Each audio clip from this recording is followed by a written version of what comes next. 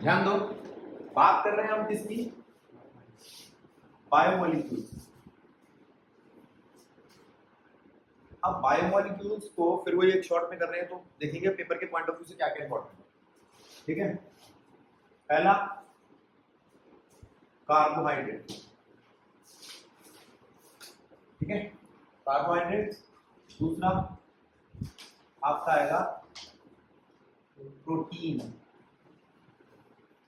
ठीक है, amino acid. ठीक, विटामिन कोर्स से कट गया इस साल, रिलेटेड है ना विटामिन। ठीक है, फिर क्या बचता है तुम्हारा? आरएनए डीएनए थोड़ा सा है, वो देख लेना। ठीक है, अब देखिए पहले कार्बोहाइड्रेट्स। कार्बोहाइड्रेट्स की बात करूं तो मैं बात कर रहा हूं उस एसेंशियल न्यूट्रिएंट्स की जिससे हमें एनर्जी मिले। ठीक है, तो पहले हमने सोचा ये कार्बन और हाइड्रेट मतलब पानी, इनसे मिलकर बना। ठीक है, ये था कार्बोहाइड्रेट का नाम। नाम से तो पता चलता है लेकिन ऐसा है नहीं, क्योंकि इसी फॉर्मूले को ये यानी कि C6H12O6 मानता है और इसी फॉर्मूले को ये CH3COOH भी मानता है। लेकिन ये कार्बोहाइड्रेट नहीं, ये तो कार्बोहाइड्रेट है, ये कार्बोहाइड्रेट है, तो इसका मतलब कार्बोहाइड्रेट का ही फॉर्मूला होना कोई जरूरी नहीं है। इसके बाद हमने कार्बोहाइड्रेट का एक नया नाम रख दिया, वो क्या है? सैकराइड्स। सैकराइड्स का मतलब क्या है? सैक्रोन वर्ड मीठे से निकला, ठीक है, जिसका टेस्ट मीठा हो। दूसरी बात, सैकराइड्स का मतलब है जिनके पास OH के कुछ ग्रुप हो और कार्बोनाइल की ग्रुप। अगर आपसे कोई पूछे कार्बोनाइल ग्रुप क्या है, तो वो है एल्डिहाइड और कीटोन। क्या है? एल्डिहाइड और कीटोन। ठीक है, तो सैकराइड पता चल गया। इसके बाद बारी आती है types of saccharide. Types of saccharide में क्या आता है?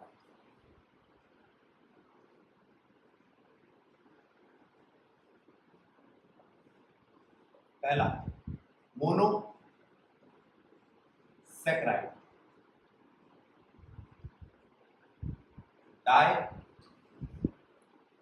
सैकराइड्स,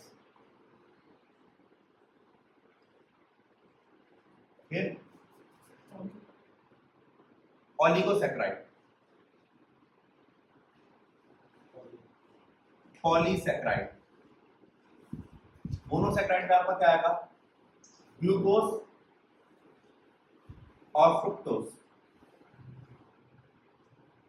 ग्लूकोज मतलब एल्डिहाइड वाले, फ्रुक्टोज मतलब कीटोन वाले। डाइसैकराइड में क्या आएगा आपका?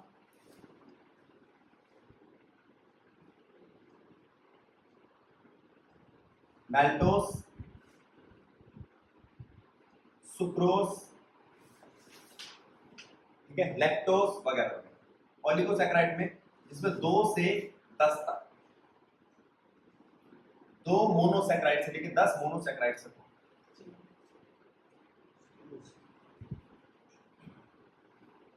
और पॉलीसैकराइड में स्टार्च, मतलब एक लंबी चेन ऑफ सैकराइड्स, जैसे कि हो गया स्टार्च। और पॉलीसैकराइड में आपका आ सकता है अमाइलोस, अमाइलोपेक्टिन, ग्लाइकोजन वगैरह। ठीक है, अब ये तो आपका छोटा सा कैटेगराइजेशन हो गया। फिर इसके बाद एक और आता है कि कार्बोहाइड्रेट जो है ना वो 2 तरीके के, एक रिड्यूसिंग और एक नॉन रिड्यूसिंग शुगर के फॉर्म में।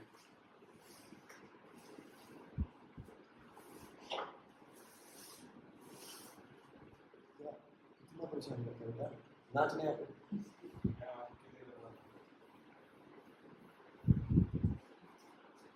देखो 2 तरीके की शुगर और है बेटा।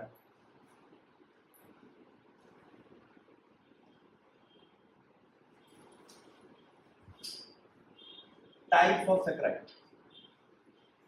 पहला रिड्यूसिंग शुगर, जिसके पास CHO, आप जानते हो CHO के पास जो हाइड्रोजन होता है ये क्या है, यह है रिप्लेसेबल हाइड्रोजन एटम। और कीटोन के पास नहीं होता। कीटोन मतलब आपका जैसे फ्रक्टोज है,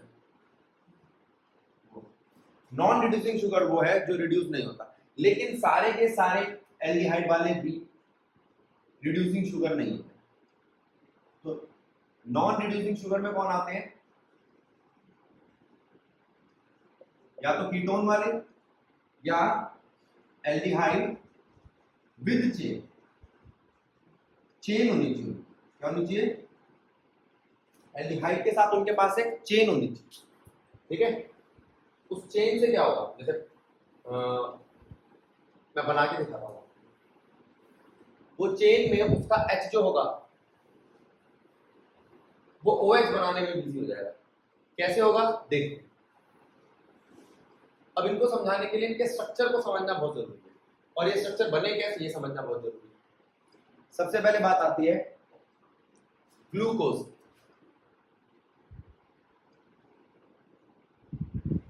देखना, ग्लूकोज का मतलब C6H12O6, ये उसका मॉलिक्यूलर फॉर्मूला है। क्या है, इसमें से 6 कॉमन ले लो, C1H2O1, ये इसका क्या है, एम्पिरिकल फॉर्मूला।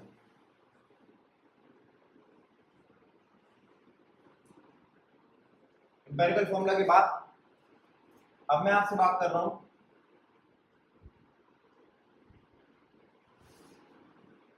इसके स्ट्रक्चर।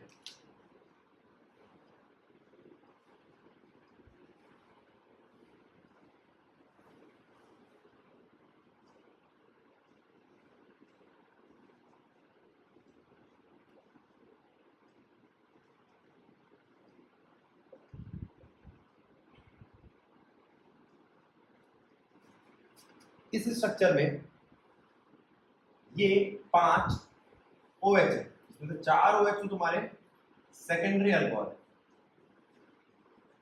एक प्राइमरी अल्कोहल है, एक कार्बोनाइल ग्रुप यानी क्या एल्डिहाइड। ठीक, हम बोल ये जगह की बदली है।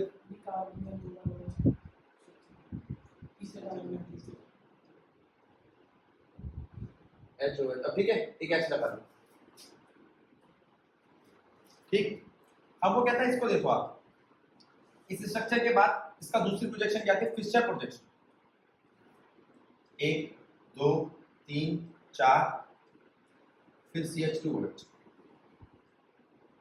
CHO, H OH H H OH H OH OH। Fischer projection से बहुत सारी मदद मिलेगी।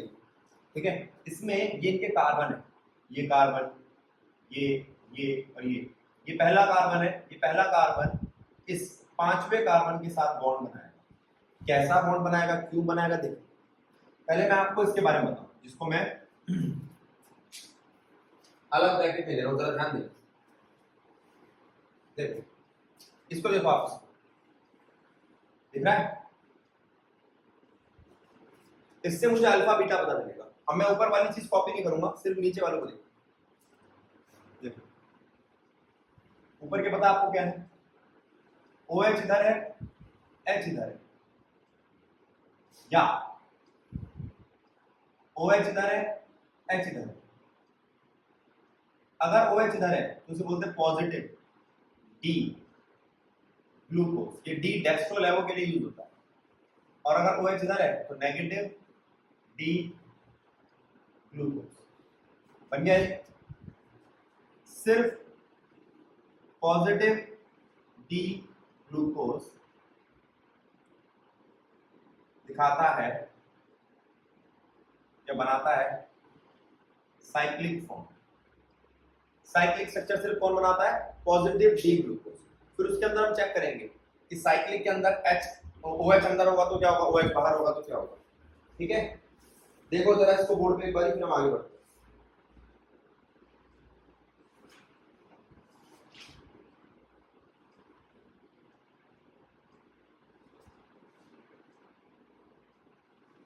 देखो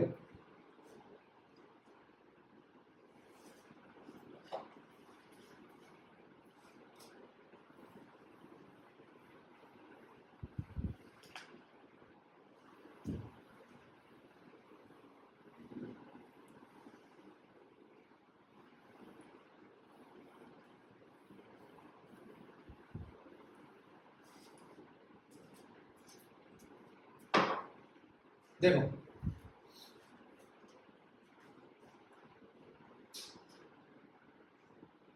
ये पॉजिटिव डी ग्लूकोज,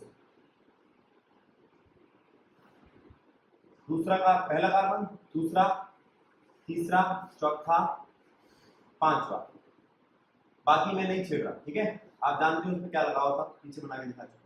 ये H जाके इस पे अटैक करेगा और ऐसी चीज बना देगा, इसके पास OH आ जाएगा। OH आ गया और ये H पहले था ही। ठीक है, दिखाने के लिए ये देखो,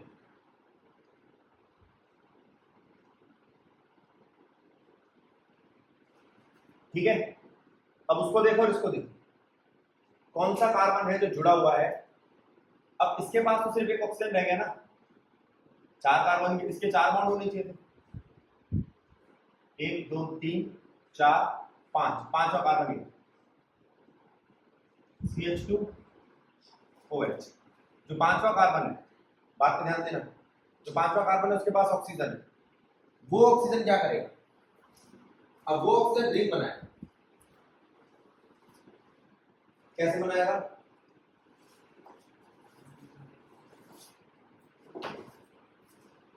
देखो ये बंद होगा, यहां से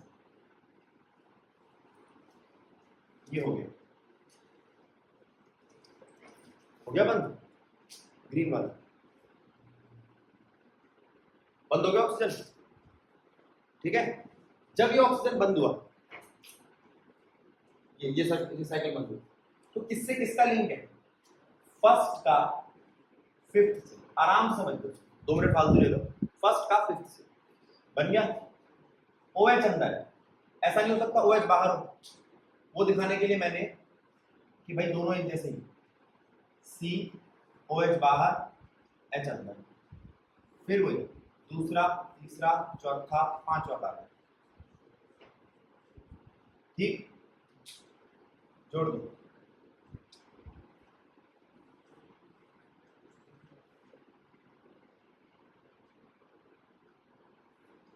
जुड़ गया। कौन सी चेन है? फर्स्ट टू फिफ्थ, 5 कार्बन, एक कार्बन बाहर बैठा, एक कार्बन बाहर बैठा। अगर OH अंदर है तो अल्फा, अगर चेन बन रही है तो वो होगा ही positive D glucose, alpha positive D glucose बन गया। और अगर वो बाहर है तो बीटा पॉजिटिव डी ग्लूकोज। ठीक, अब क्या करें? अब इसके बाद इस चेन के लिए एक और प्रोजेक्शन है, हॉवर्थ प्रोजेक्शन। इसमें ये होता है आपका पायरीन, पायरीन दिख रहा है, पायरीन के अंदर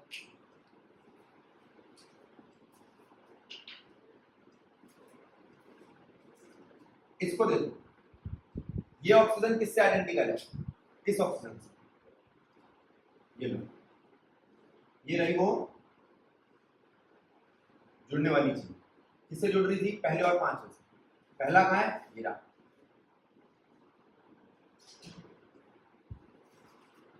समझ रहे हो? पहला दिख रहा है, पहला पांचवा, दूसरा, तीसरा, ये रहे। अब ये सेट आपका अल्फा बीटा बनाएंगे। ठीक है, चलो एक ये एक ये।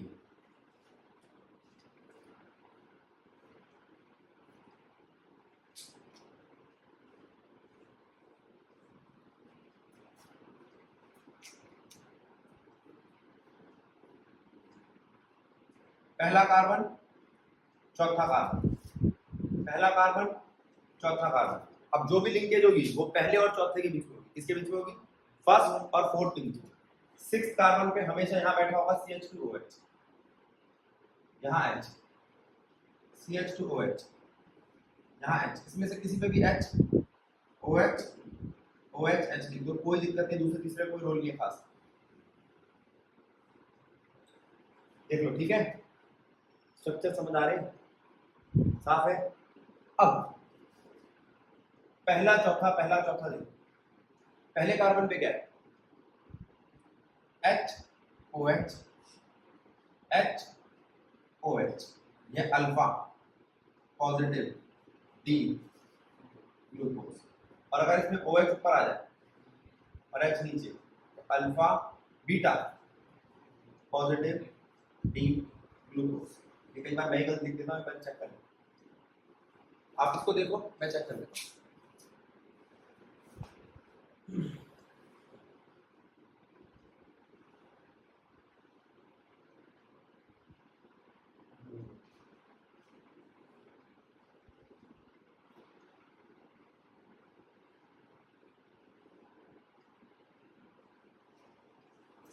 ठीक है,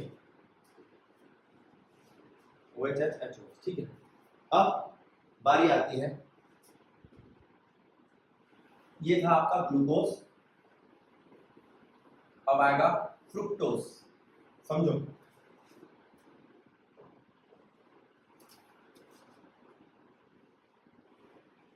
फ्रुक्टोज, फ्रुक्टोज में क्या है?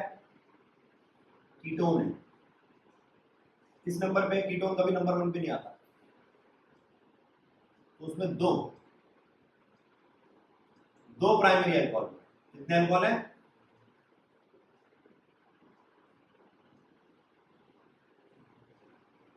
प्राइमरी अल्कोहल, सेकेंडरी अल्कोहल,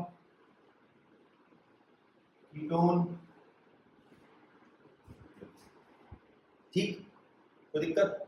चले आगे। अब इसके भी स्ट्रक्चर बनाओ।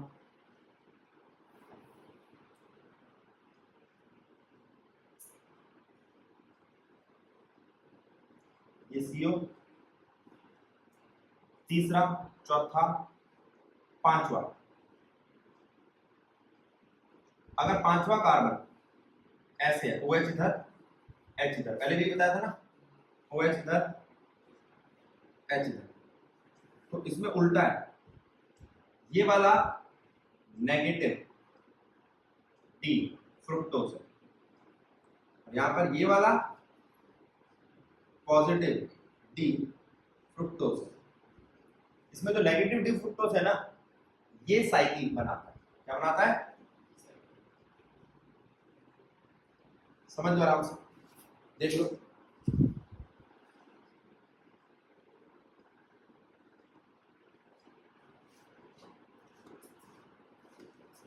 इसको देखोगे या चल दो आगे? चल दो।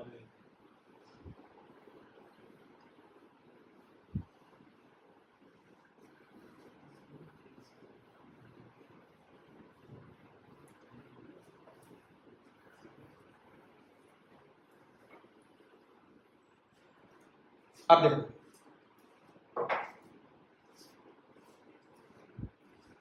नेगेटिव डी फ्रुक्टोज था,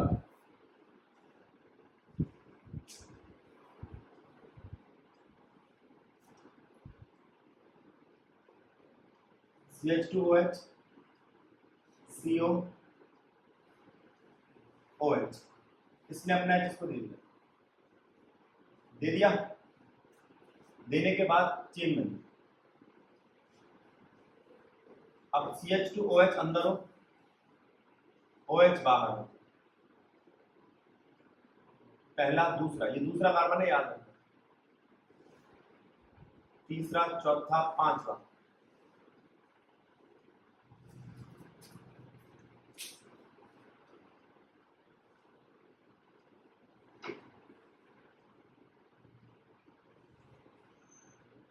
ठीक है।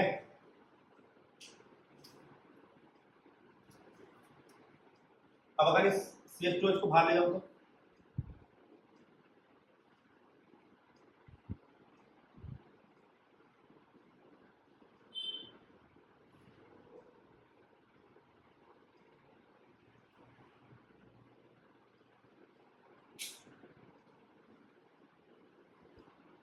पहले OH अंदर था तो कौन सा था, अल्फा बीटा? OH अंदर तो alpha, alpha negative T fructose, OH अंदर। ठीक, इसको समझाने के लिए हम किसका यूज करते हैं, फ्यूरेन का। ठीक है, ये फ्यूरेन बेटा। अब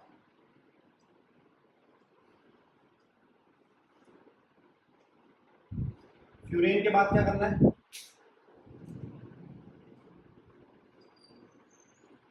कितने कार्बन है, 1 2 3 4, मतलब 2 कार्बन बाहर है, एक ये और एक ये।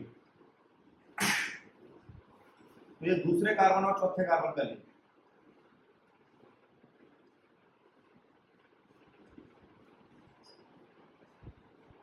ठीक है, ठीक है, चलो अब कैसे कैसे आएगा, CH2OH ऊपर, OH नीचे, H ऊपर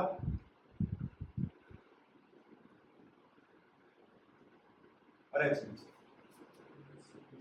ठीक है, अब इस वाले में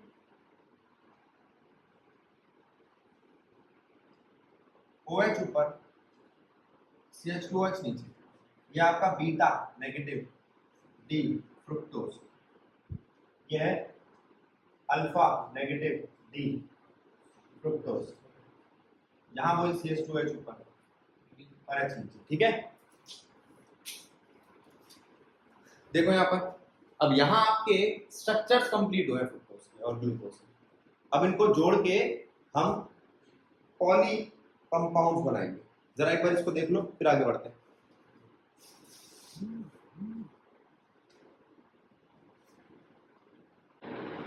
अब एक बार फिर से फ्रुक्टोज देख लो, फ्रुक्टोज जिसमें एक कीटोन होता है, 2 प्राइमरी अल्कोहल होते हैं, 3 सेकेंडरी अल्कोहल होते हैं। ठीक, दूसरी बात, फ्रुक्टोज में भी यही होता है, अगर OH 5वें कार्बन का OH इधर हुआ तो इसका मतलब है नेगेटिव डी फ्रुक्टोज, और अगर उधर हुआ तो पॉजिटिव डी फ्रुक्टोज। ठीक है, नेगेटिव डी फ्रुक्टोज साइकिल बना सकता है, ये अपना H इसको देकर साइकिल बना सकता है, दिया भाई, बनाई साइकिल। अगर OH बाहर है तो बीटा, अगर OH अंदर है तो अल्फा। ठीक है, ठीक है, दूसरी बात, फ्यूरेन, फ्यूरेन बोलो, फ्यूरान बोलो, जो मर्जी।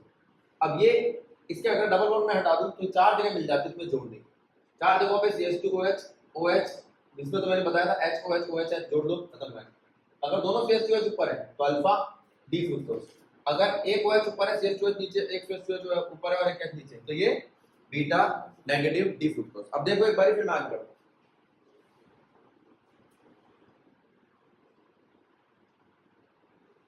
ठीक है, अब बात करते हैं किसकी, इन्हें जोड़ने की। जोड़ेंगे कैसे, हम डाइसैक्राइड्स बनाएंगे इनको जोड़ के।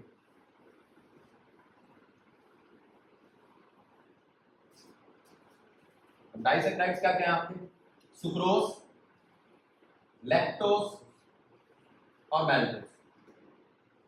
देख,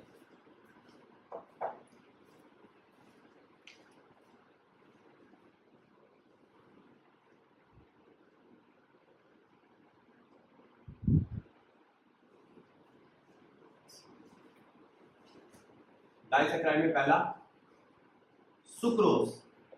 अब सुक्रोज के बारे में लिखोगे क्या, कौन जुड़ता है, कैसे जुड़ता है, तो हमने कहा भैया एक तो ये लिया हमने,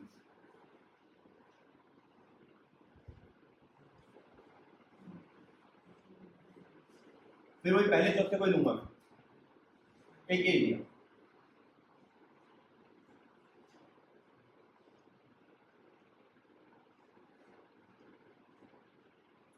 इसमें क्या है HOH,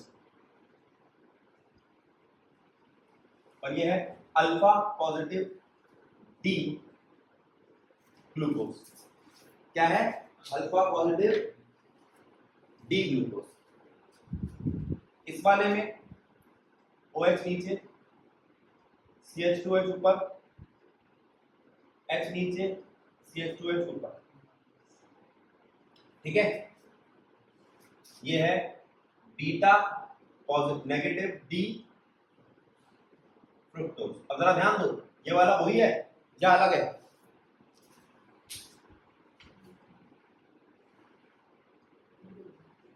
अलग है ना? एक तो मैंने ये गलत लिख दिया, ये H ऊपर और ये CH2H नीचे। अब हुआ क्या है, ये ऐसा कैसे हो गया?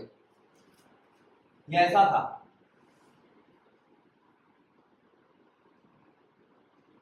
OH ऊपर, CH2OH नीचे, H ऊपर। ये ऐसे पलटा और ऐसे भी पलटा। मैं इसको दूसरे कलर से लिख देता हूं जो वहां बना है।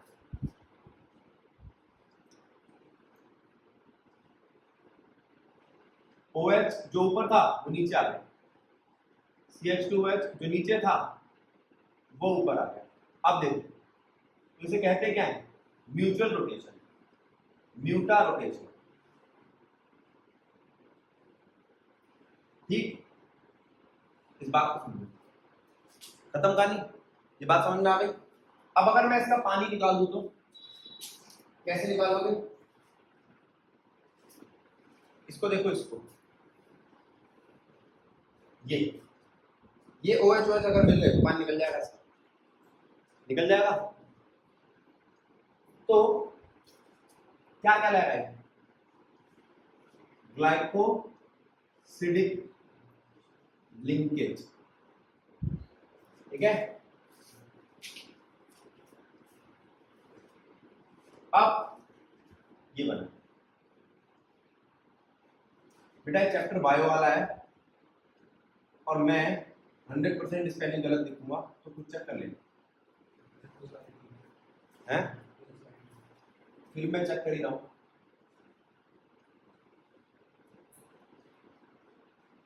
खत्म कहानी, बन गया सुक्रोज। कोई पूछे सुक्रोज में कौन सी लिंकेज होती है? ग्लाइकोसिडिक। किसके बीच में होती है? यह है पहला, सॉरी दूसरा कार्बन फ्रुक्टोज का, पहला कार्बन ग्लूकोज का। तो इसके अंदर लिंकेज कौन सी होती है? लिंकेज है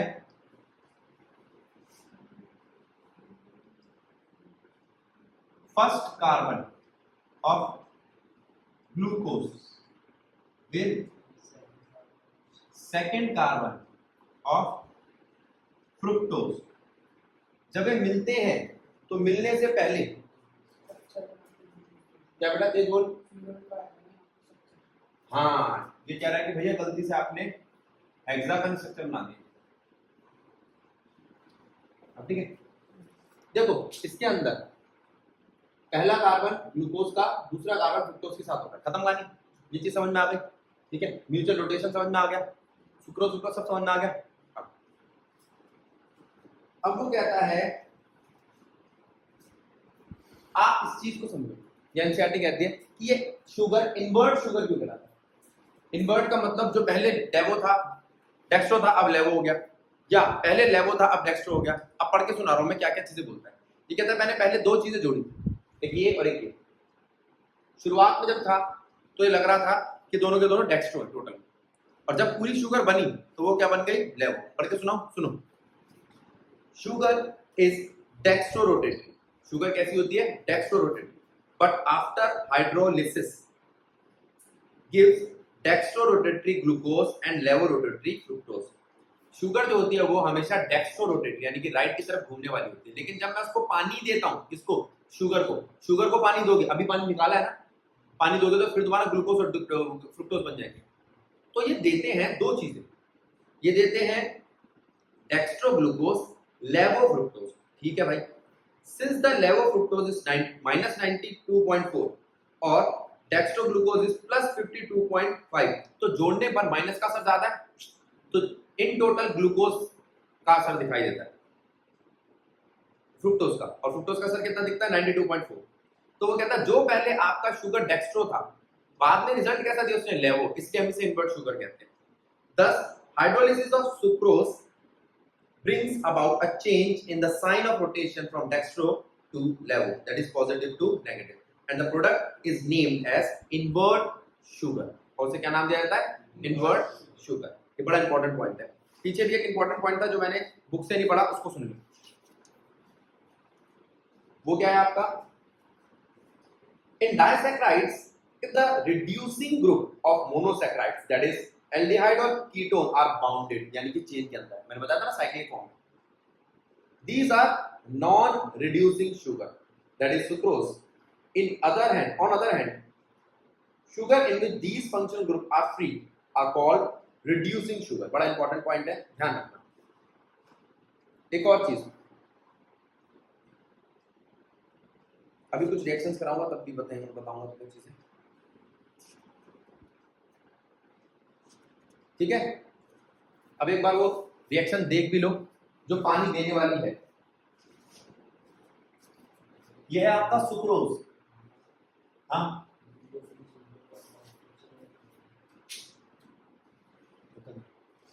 सुक्रोज है, उसको पानी दो। सुक्रोज को पानी दिया, सुक्रोज को पानी दिया तो उसने मुझे क्या दिया? ग्लूकोज और फ्रक्टोज। सुक्रोज को पानी दिया तो उसने हमें क्या दिया? ग्लूकोज और फ्रक्टोज। कोई दिक्कत? ग्लूकोज और फ्रक्टोज। अब ये ग्लूकोज, ये सुक्रोज कैसा था? डेक्स्ट्रो, ठीक है? अब ग्लूकोज और फ्रक्टोज कैसे हैं? दोनों डेक्स्ट्रो और लेवो है। कितने कितने डिग्री है? फ्रक्टोज है लेवो -92.4 डिग्री।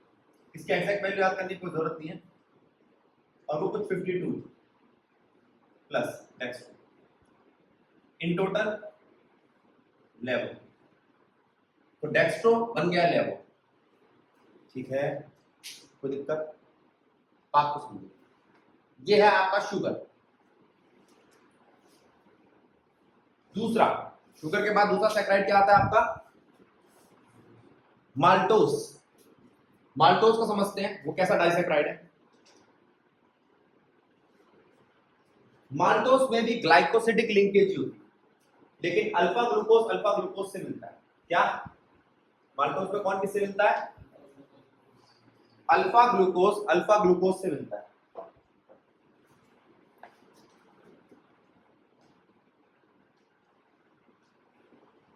कैसे लिंकेज है? ग्लाइकोसिडिक।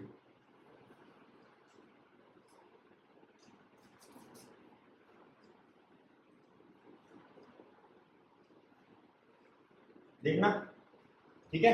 अल्फा ग्लूकोज से मिलता है, तो ये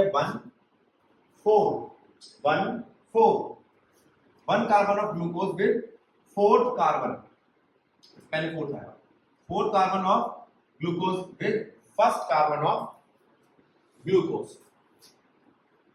अच्छा, कैसे है ये? अल्फा अल्फा, और अगर दोनों अल्फा हैं तो इसको आप अल्फा लिंकेज भी बोल सकते हो। क्या बोल सकते हो? Alpha linkage. और अगर ऐसा हो, जरा देखना, एक हो अल्फा डी ग्लूकोज, एक और अल्फा डी ग्लूकोज, एक और अल्फा डी ग्लूकोज, तो आप कहोगे ये अल्फा की चेन चल रही। कैसी चेन है? 1 4 1 4 1 4। क्या ये? अमाइलोज। अमाइलोज क्या है? पॉलीसैकराइड। ये इस बार निकाल दिया आपके कोर्स से, लेकिन समझ में आ रहा है, साथ के साथ चल रहा है तो चलने दो। अमाइलोज 15% स्टार्च रखता है, ठीक है?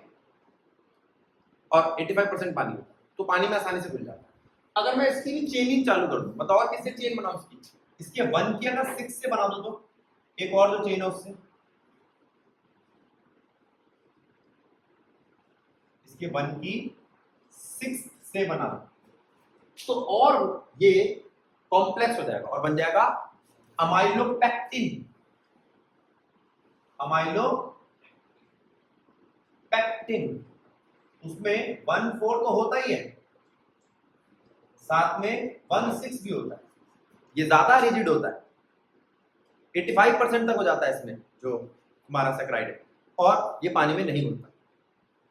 ठीक है, ये कुछ डिफरेंसेस पहले आते थे अमाइलोज और अमाइलोपेक्टिन में, लेकिन इस बार कह रहे हैं कि नहीं आएगा आपका पॉलीसैकराइड। साथ साथ का है, समझ लो इसे क्या कहते हैं, अल्फा लिंकेज, सारे अल्फा हैं। और अगर बीटा जुड़े तो, अच्छा ये जो था दूसरे वाले क्या था, मेल्टोज, क्या था दूसरा, कौन सा था आपका, मेल्टोज। ठीक है, अब तीसरा है, पहला था सुक्रोज, दूसरा मेल्टोज, तीसरा लैक्टोज। लैक्टोज में क्या है, कोई दिक्कत नहीं है, दोनों बीटा है, दोनों क्या है,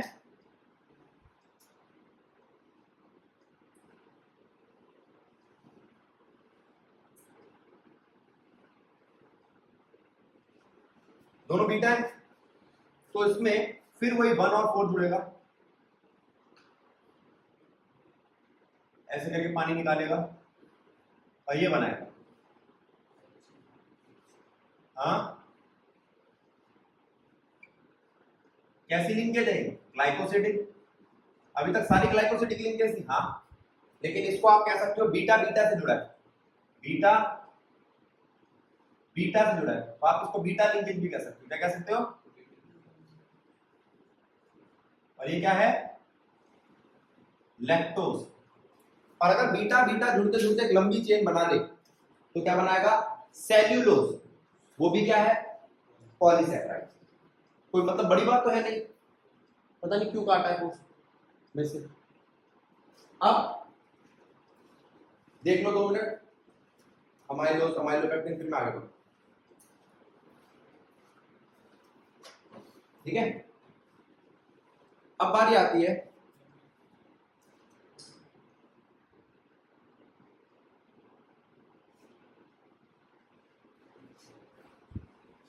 इनकी रिएक्शंस की।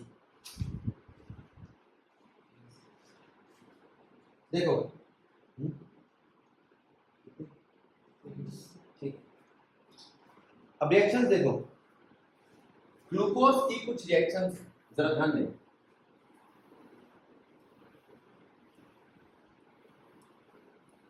देखेंगे और समझेंगे। बेटा किसको कपड़ा दिख रहा है, डस्टर,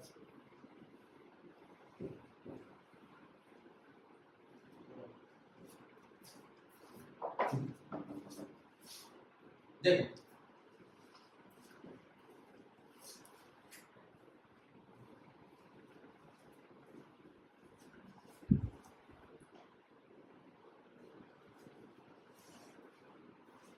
किसकी बात कर रहा हूं मैं,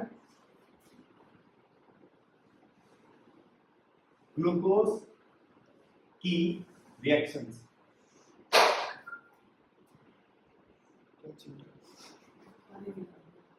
ले लिया, पढ़ ले।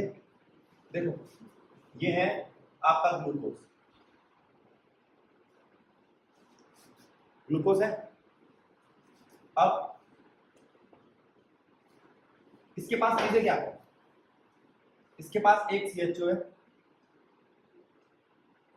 4 CHOH यानी कि सेकेंडरी अल्कोहल, बात को समझना, और एक CH2OH प्राइमरी अल्कोहल।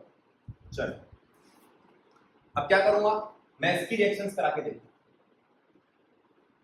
इसकी रिएक्शन में मैं इसको HCl के साथ रिएक्ट करा रहा हूं, इसके साथ HCl के साथ। HCl का H कहां लगेगा, H जाएगा O के पास, Cn जाएगा C के पास, और क्या बनेगा, C, H पहले से था, O पहले से था,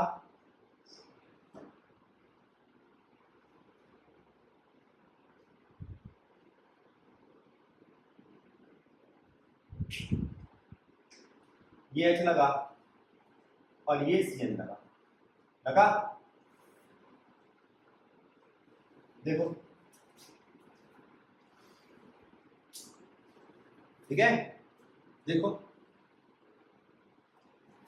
अब ये रिएक्शन समझ में आई?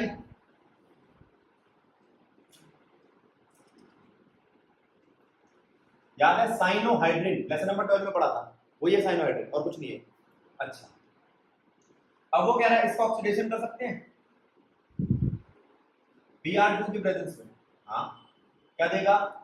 COOH CHOH whole tetra. इसका ऑक्सीडेशन करा इसने सिर्फ कार्बोनाइल ग्रुप का। ब्रोमीन वाटर कोई ताकतवर ऑक्सीडाइजिंग एजेंट नहीं है, वीक साइड है, ठीक है। क्या दिया? Gluconic acid. क्या दिया? Gluconic acid. चेक कर लो ग्लूकोनिक एसिड। और फिर अगर मैं इसको देता हूं कंसंट्रेटेड HNO3 तो क्या देता है? Saccharic acid. ऑक्सीडेशन तो होता है लेकिन ज्यादा होता है। दोनों प्राइमरी अल्कोहल और COOH दोनों ऑक्सीडाइज है और क्या बनता है? Saccharic acid. बस, हाँ बोलो।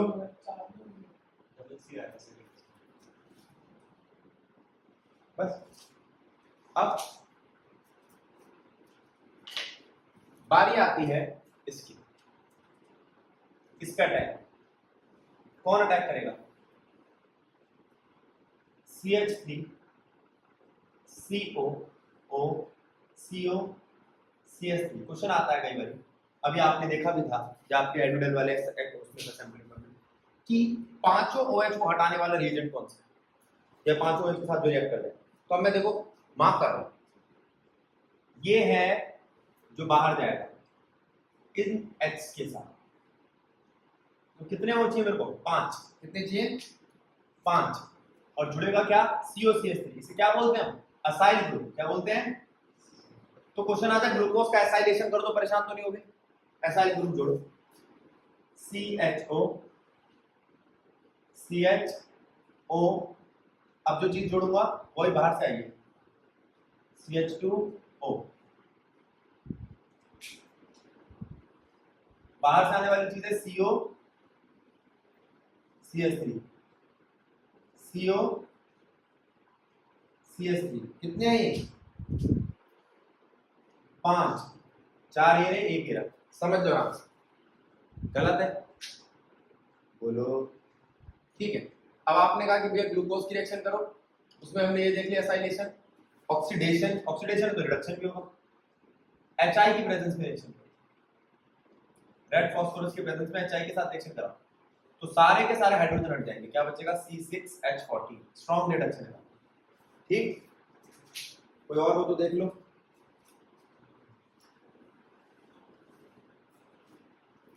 फिर वो 12th चैप्टर वाली NH2OH वाली। अब NH2OH में जो OH H2 है, इसको खुला लिख दो, NH2OH का जो H2 है वो O को ले जाएगा। किसको ले जाएगा? और H2O बाहर होगा।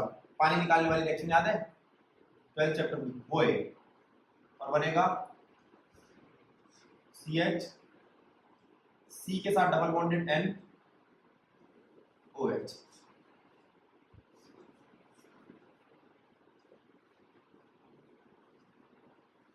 अब देखो, समझो इस वेब को, ऑलमोस्ट कंप्लीट है।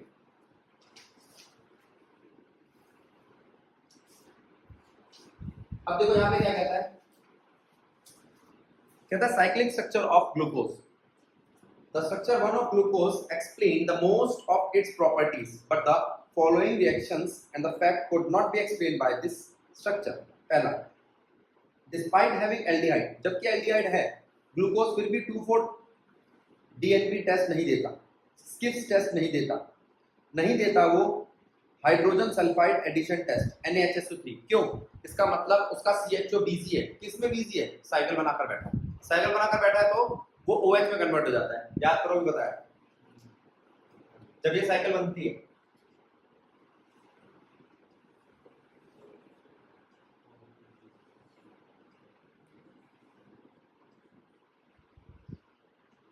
तो ये CHO ये जो खुल चुका है, ठीक है, ये CHO ये जो खुल चुका है। दूसरी बात, तो ये कौन कौन से ग्लूकोज है? तो साइक्लिक ग्लूकोज है, वो नहीं देते 2,4-DNP टेस्ट, जबकि देना चाहिए। सारे कार्बोनाइल ग्रुप देते हैं, इसके पास कार्बोनाइल बचाएंगे।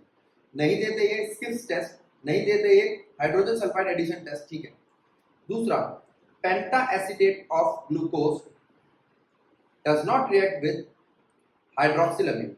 जो पेंटा एसिटेट्स है वो हाइड्रोक्सिलामीन के साथ रिएक्ट नहीं करते। इसका मतलब यहाँ पर 3CHO नहीं है, ये इंडिकेट करता है, ठीक है।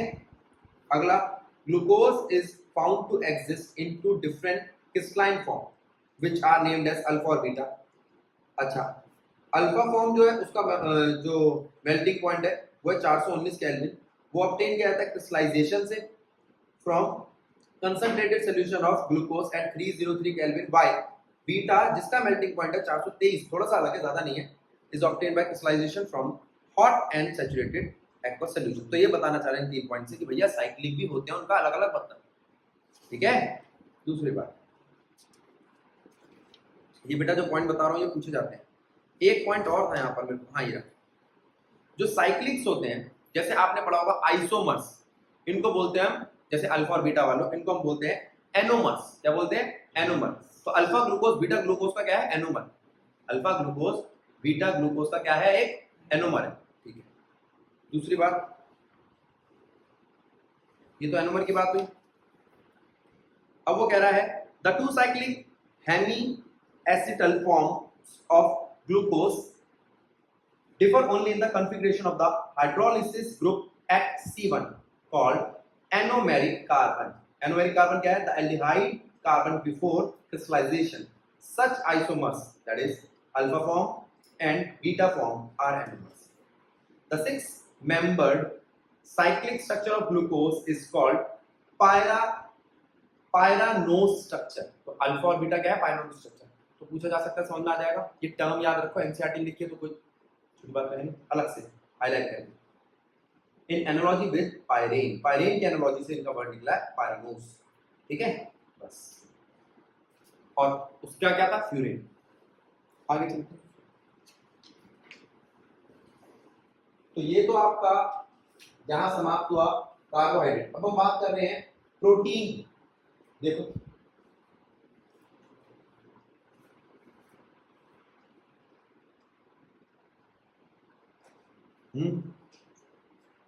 चले आगे, चलो।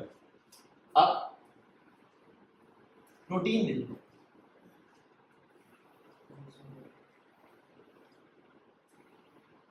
प्रोटीन की बात करें तो ये अमीनो एसिड्स से बनते हैं। और अमीनो एसिड्स में होता क्या है? Peptide linkage. कौन सी लिंकेज? Peptide linkage. आ जाओ,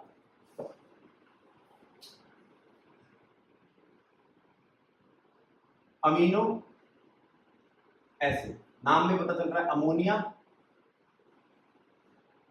कार्बोक्सिलिक एसिड होना जरूरी। अमोनिया और कार्बोक्सिलिक एसिड होना जरूरी। अब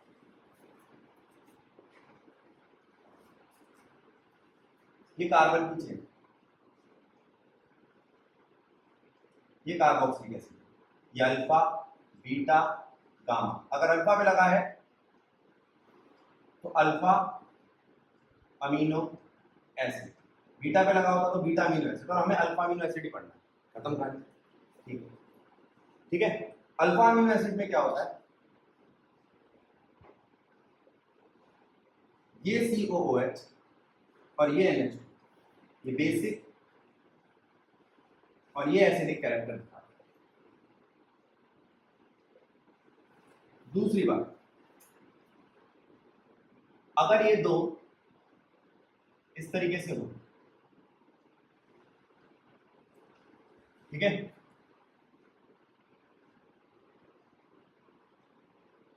तो ये एक और वैसे ही लिंकेज करते हैं जैसे भी हमने थोड़ी देर पहले देखी थी, पानी निकालने वाली वो थी ग्लाइकोसिडिक, ये कौन सी है? पेप्टाइड। वेरी गुड, पेप्टाइड एक और टर्म आ गई लिंकेज।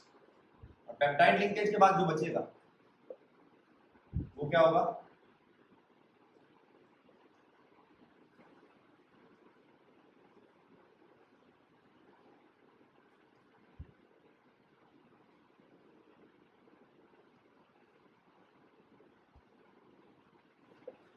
ये, ठीक है।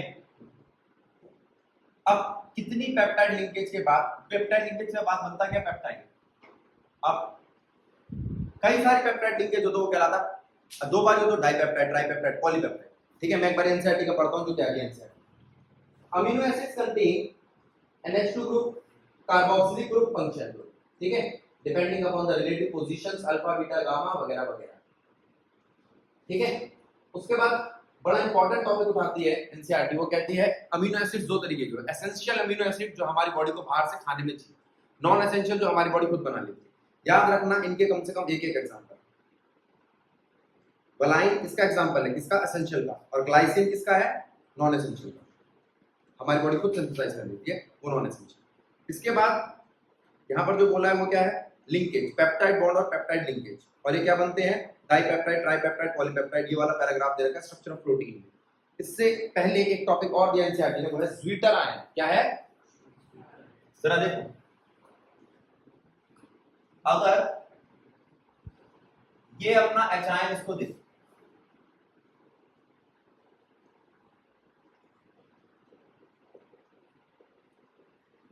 तो ये अपना एसिडिक, उसी वक्त ये अपना बेसिक कैरेक्टर दिखाता है। और जब कोई अपना एसिडिक और बेसिक कैरेक्टर एक साथ दिखाता है तो वो कहलाता है एम्फोटेरिक। एक बार, क्योंकि एसिडिक भी है, बेसिक भी है, और ये है स्वीटर आयन क्योंकि इसके पास दो आयन। ठीक है, वैसे ये न्यूट्रल है। मैं पढ़ के सुना रहा हूं इसके बारे में। Amino acids are usually colorless crystalline solids. These are water soluble, high melting solids and behave like a salt rather than simple amines or carboxylic acid. This behavior is due to the presence of the both acidic, which means carboxylic group, and basic, which means amino groups in the same molecule. In aqueous solution, the carboxylic group can lose a proton and amino group can accept a proton, giving rise to a dipolar ion known as Zwitter ion. This is neutral, ये neutral होता है, but contains both positive and negative charges.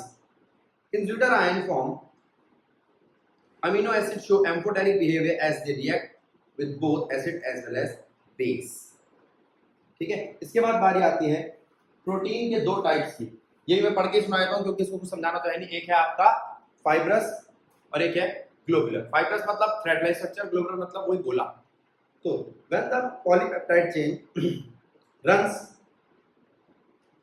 chains run parallel and are held together by a hydrogen and sulfide bond, then fiber like structure is formed. Such proteins are generally insoluble in water.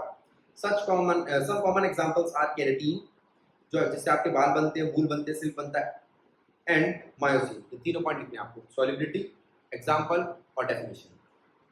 और globular protein, these globular proteins क्या है? This structure results when the chain of polypeptide coil around to give a spherical shape. ठीक है, these are usually soluble in water. ये soluble होते हैं, वो insoluble होते हैं। ठीक है, याद भी रखना, बाल soluble थोड़ी होता है पानी में। ठीक है, ऐसा होता है कभी नहा के आप सारे पानी में बाल भूल गए। आगे इसके एग्जाम्पल क्या? इंसुलिन और एल्बुमिन। ठीक है, ये कॉमन एग्जाम्पल है इसके। अब 4 स्टेजेस से होकर गुजरता है कौन? ये प्रोटीन जो है आपका प्राइमरी, सेकेंडरी, टर्शियरी और क्वार्टरी, 4 स्टेजेस से होकर गुजरता है। प्राइमरी स्ट्रक्चर का मतलब क्या है? प्राइमरी स्ट्रक्चर का मतलब जिसके अंदर सिर्फ पेप्टाइड लिंकेज हो। प्राइमरी स्ट्रक्चर का मतलब क्या है? जिसके अंदर सिर्फ पेप्टाइड लिंकेज हो। सेकेंडरी के अंदर पेप्टाइड लिंकेज के साथ साथ हाइड्रोजन बॉन्डिंग भी आ जाती है। क्या जाती है?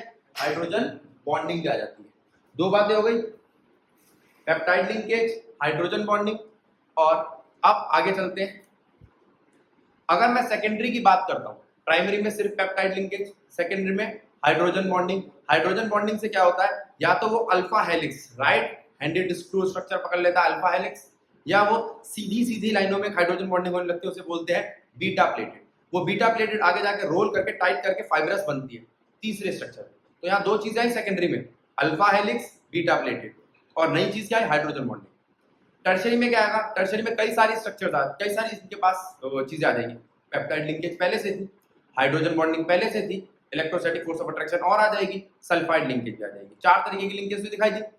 दूसरा, ये अपने आप को कन्वर्ट करेंगे फाइब्रस में। फाइब्रस में कौन कन्वर्ट करेगा, जो पैरेलल स्ट्रक्चर था, beta pleated sheet structure of protein अपने आप को किसमें कन्वर्ट कर लेगा, फाइब्रस में। और अल्फा हेलिक्स किसमें कन्वर्ट कर लेगा, ग्लोबुलर में। उन दोनों का मैं पूरा पूरा बता चुका हूं, टर्शरी में आप लिख सकते हैं। क्वार्टनरी में एक 3D स्पेशल अरेंजमेंट, ये वाला स्पेशल क्या है, SPATIA, स्पेशल मतलब 3D अरेंजमेंट मिलेगा, जिससे फिर आपके जो भी ऑर्गन वगैरह है वो अब स्ट्रक्चर की फॉर्म में दिखने लगेंगे, वो विजुअल हो जाएंगे। ठीक है, तो ये चार स्ट्रक्चर है। ये नेचुरल प्रोसेस है, प्राइमरी सेकेंडरी टर्शरी क्वार्टनरी। अगर मैं इसके हिसाब से बनाता हूं तो हर प्रोटीन का अपना एक नेटिव स्ट्रक्चर होता है। अगर मैं इसको डिस्ट्रॉय करता हूं तो ये डीनेचुरेशन कहलाता है। क्या कहलाता है, डीनेचुरेशन ऑफ प्रोटीन। और डीनेचुरेशन ऑफ प्रोटीन का एग्जांपल है कर्डिंग ऑफ मिल्क, दूध की दही करना। ठीक है, और दूसरा क्या है, बॉइलिंग ऑफ एग। तो बॉइल्ड एग जो होता है वो क्या है, उस डीनेचुरेशन में चार स्ट्रक्चर में से प्राइमरी रहता है, क्वार्टनरी रहता है, सेकेंडरी और टर्शियरी स्ट्रक्चर हट जाते हैं। मैं पढ़ देता हूं। Protein found in biological system with a unique 3D structure and biological activity is called a native protein.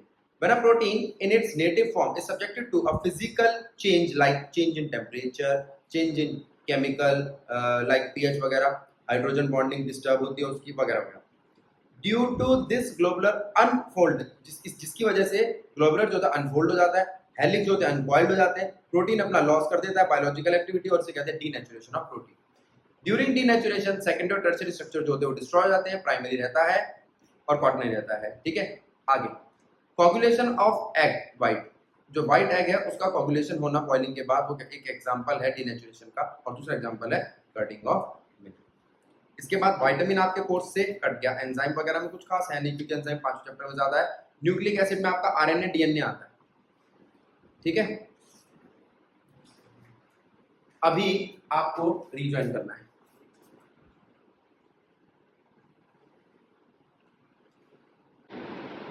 अब देखो, अब बारी आती है न्यूक्लिक एसिड की। न्यूक्लिक एसिड में हम बात कर रहे हैं किसकी, डीएनए और आरएनए की।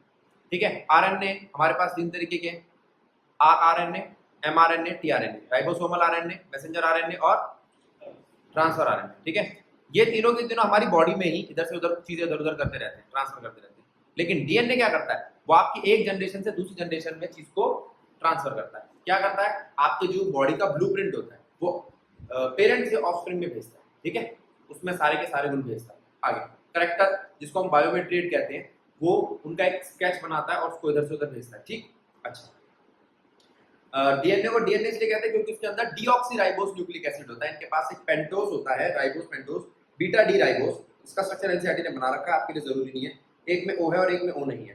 ठीक है, एक में डीऑक्सीराइबोस है और एक में ऑक्सीराइबोस है। यहाँ पर 3 चीजें आपके पास, एक पेंटोज, ठीक है, शुगर, और एक बेस और एक फॉस्फेट। वो जो फॉस्फेट लिंकेज है, अगर वो फॉस्फेट जुड़ जाता है आपके दूसरे शुगर के साथ, ठीक है, ऊपर वाले नीचे होने देखो। अब अगर मैं ये कहता हूं कि ये जो आपका पेंटोज शुगर है, अगर ये जो आपका पेंटोज शुगर है, ये इसका जो फॉस्फेट है वो दूसरे वाले फॉस्फेट के साथ जुड़ता है, उसको बोलते हैं हम फॉस्फोडाइएस्टर लिंकेज। ठीक है, तो इससे आपका एक pentose base sugar phosphate, base sugar phosphate, base sugar phosphate, base sugar phosphate की एक लंबी चेन बन जाती है। इस चेन को हम क्या कहते हैं, न्यूक्लिक एसिड। ये सिंप्लीफाइड वर्जन है न्यूक्लिक एसिड का, base sugar phosphate, base sugar phosphate up to end. जब ये बेस शुगर फॉस्फेट एक डायहेलिकल स्ट्रक्चर पकड़ने लगता है, जिसके अंदर क्या आते हैं, एडेनाइन, ग्यूनाइन, साइटोसाइन, थाइमाइन। ठीक है, एडेनाइन, ग्यूनाइन, साइटोसाइन, थाइमाइन, तो क्या बनता है, ये डीएनए। ठीक है, और अगर थाइमाइन को रिप्लेस करते यूरासिल तो क्या बन जाता है, आरएनए। याद क्या रखना है, डीएनए आरएनए का डिफरेंस आ सकता है, क्या आ सकता है, डीएनए और आरएनए का डिफरेंस आ सकता है। पहला डिफरेंस क्या है, डीएनए डीऑक्सीराइबोस होता है, आरएनए राइबोस न्यूक्लिक एसिड होता है, एक पॉइंट। दूसरा, डीएनए एक ही टाइप का होता है, आरएनए तीन टाइप के होते हैं, एमआरएनए, टीआरएनए और आरआरएनए। तीसरा, जो डीएनए है वो डबल हेलिकल होता है और आरएनए सिंगल हेलिकल होता है। चौथा, डीएनए और आरएनए की बात करें तो डीएनए में जो कंपोजिशन बनता है वो बनता है एजीसीटी गैस कॉल्ड, और आरएनए में थायमिन की जगह क्या आ जाता है, यूरासिल। ठीक है, डीएनए क्या करता है, पेरेंट से ऑफस्प्रिंग में आपके ट्रेड्स लेके जाता है, और आरएनए आपकी बॉडी में ही इधर से उधर चीजों को, मैसेजेस को इधर से उधर ट्रांसफर करता है। यहां आपका चैप्टर टॉपिक के हिसाब से समाप्त। ठीक है, ठीक है, चलो। तो ये बायोमोलिक्यूल आपका खत्म हो गया। नेक्स्ट क्लास का काम है, यानी कि कल का आपको बायोमोलिक्यूल्स के क्वेश्चन करके रखने हैं एनसीईआरटी के सारे।